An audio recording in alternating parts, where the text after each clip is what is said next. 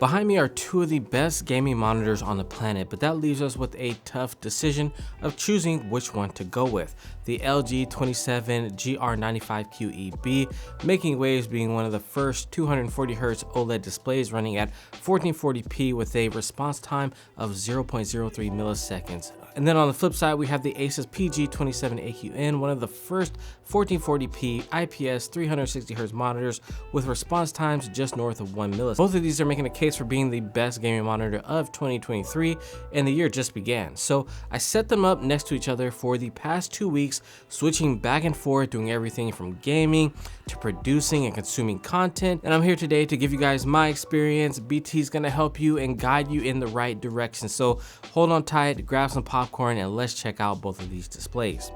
Now let's start off with OLED versus IPS, because this is the big thing for this year. Now what's special about OLEDs is that it's able to deliver perfect blacks, because when each pixel is off, it emits no light. This is the basis for its ability to deliver a visual delightful contrast ratio, which is the range between the darkest pixel and the brightest pixel. Per pixel dimming also means that you don't get that halo effect around the brightest parts of your image, unlike an LCD panel which relies on local dimming. This HDR video of the teapot for me shows the clear difference towards the bottom of the display. The level of detail you get in the shadows is just on another level with the OLED display. How this translates to game is that your images will pop with detail you've never seen in an IPS. It's an experience that everybody should have at least once. Now, one concern with OLED is burn-in. Since each pixel emits its own light, they will degrade at different rates. To combat this, LG allows the monitor to detect when it's not being used and turns off and stays off even if you're active on your other screen. It's not intrusive, and it gives me more peace of mind on the longevity of this panel. It still remains to be seen how long this will last. Now, LG does give you a couple of years on the warranty, and I'm thinking by that time the warranty runs out, you'll probably be on to your next monitor. So that should give you some peace of mind going with an OLED display. Just the way that technology moves, most people are upgrading like every 5 years. Now there's also this business of the coating. It's a matte coating instead of the glossy coating. From other reviews, I thought that I was going to hate it, but I don't actually mind having this matte screen.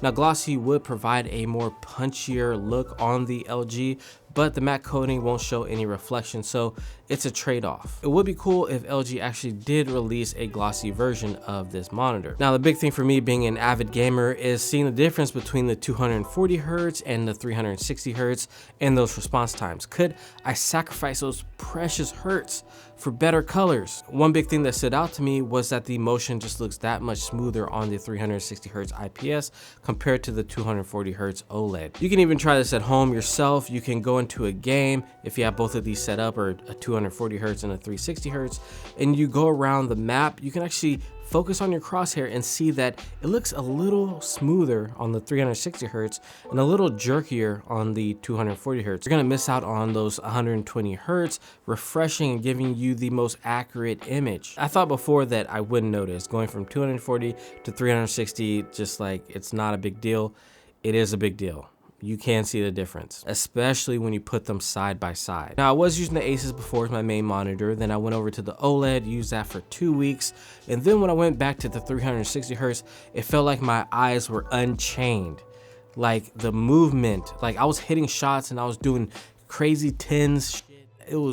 I was just feeling like I was on one. I was a straight up menace. I could see my enemy's movement easier, and everything in my environment just looked that much smoother. I will say that for most people though, I think 240Hz is plenty, but when you see them side by sides, the difference is definitely there. But the OLED colors just make the game look totally different than an IPS. It's so much more defined. You see things on your gun that you never saw before. The detail is just immaculate. But it does come at what I think is a very steep cost of 120 Hz.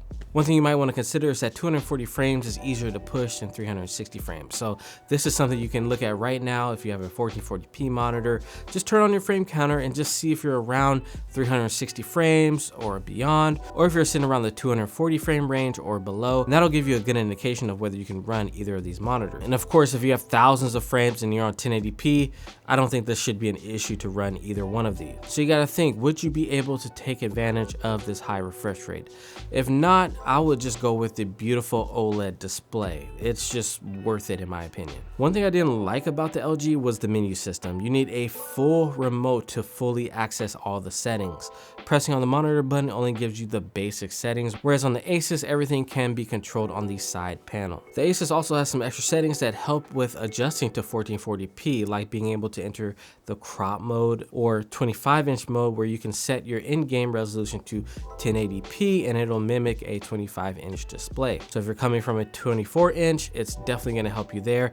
You can tell this display was made with competitive gamers in mind, whereas the LG is made for just gamers in general. The Asus also gets way brighter at 600 nits, whereas the LG can only reach up to 200 nits, and I always have to run this at full brightness, otherwise it just looks too dim, the panel feels too dark, and it's definitely not going to be good for competitive gaming. But for other games, if you're just a AAA title player, it's going to look great. Now, one of the draws to this new OLED display is the awesome response time at 0.03 milliseconds. The Asus is no slouch though, and IPS monitors have come a long way, the Asus being only over 1 millisecond barely. If you have a slow response time, you'll get something called ghosting, where the panel can't keep up with the refresh rate, and you'll see a faint image of the last frame. This will show up as a blur on the edge of your image. Running the UFO test, the OLED as expected is cleaner than a whistle. Little to no ghosting to be seen on the edges of the UFO ship. The Asus still has a little blur on the edge, but very minimal compared to other current IPS gaming monitors. And that's as to be expected with these great response times on the OLED panel. So it's the clear winner here. See what I did there?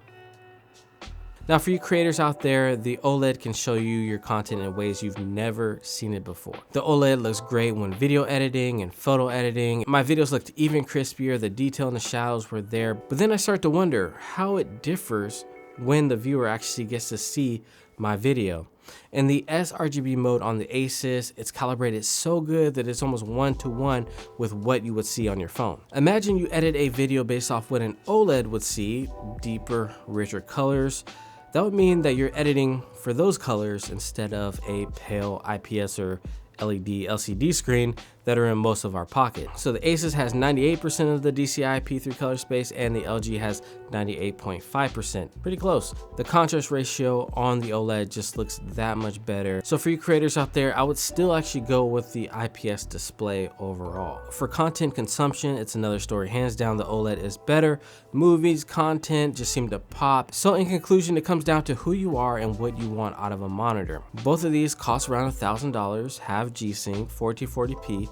The main areas where they differ are the response times and refresh rates and the type of panel that they are. If you're like me and play mostly competitive FPS and create content, I would just go with the Asus. Sacrifice some of that richness for a higher refresh rate, or you can have it running as a second monitor. The smoothness that you get with the minimal ghosting on the Asus is just on another level compared to most gaming monitors out. Color accuracy of the sRGB is straight gold for content creation. What you see on your screen is what people are gonna be seeing on their displays. And if they have OLED, hey, it'll look even better on it. If you play a range of games from FPS, MMORPGs, League, Hogwarts Legacy, you consume more content than you create on the monitor, then go with the LG. Most people, I think, should just go with that monitor. For me, which one is staying on my desk is going to be the Asus. Switching back, seeing that smoothness with the minimal blur just made me forget about the richness of the OLED display.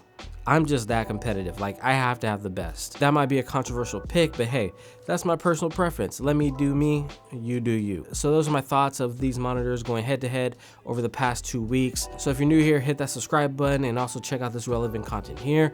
Until then, it has been your boy BT, and I'm saying peace.